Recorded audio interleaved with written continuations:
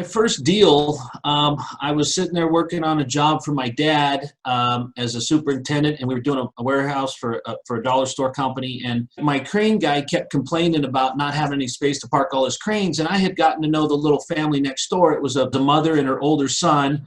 And I think he had some learning disabilities, but I got to know them, and they were wanting mom to get into a home, and he needed some estate assistance. And so they had a little 3-acre piece, but it was in the county, and it wasn't zoned properly. And so I kind of did some investigation.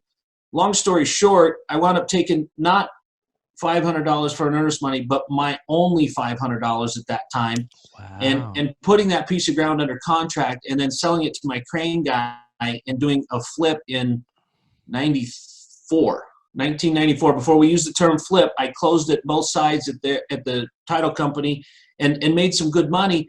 And that's when I saw that you could take something that wasn't and make it something that was of value to someone else, or you could add value to it.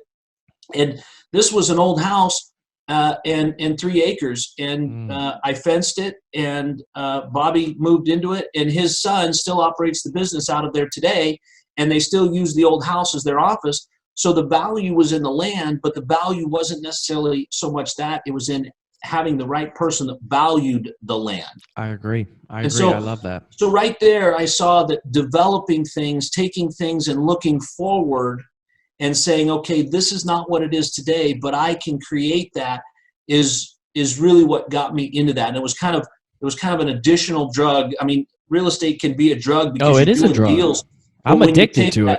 Yeah. But when you take that and you say, hey, I repositioned it, that's great. But what if you built it from the ground up? What if you bought the raw ground, argued with the city and the neighbors, and got your concept approved, and then built it to the plans? I mean, how much more does that add to it, right? I agree. So that's kind of where I fell into that trap of being able to develop gave you so much more control and so much more value that you're adding, because when it started, it was a piece of farmland, and when you were done with it, it was covered in buildings and swimming pools and clubhouses and things like that. I love it. And I want to touch on a couple things too, or one thing definitely that really stood out to me is that not only did you flip that property back in 1994, but you helped people.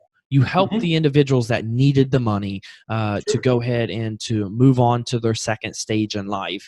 And you helped another individual who desperately needed an area to park his equipment. And you were able to bring both parties together and be the middle person and buy it and then sell it and flip it. But you helped 2 individuals that needed help. So you provided a service that fulfilled that.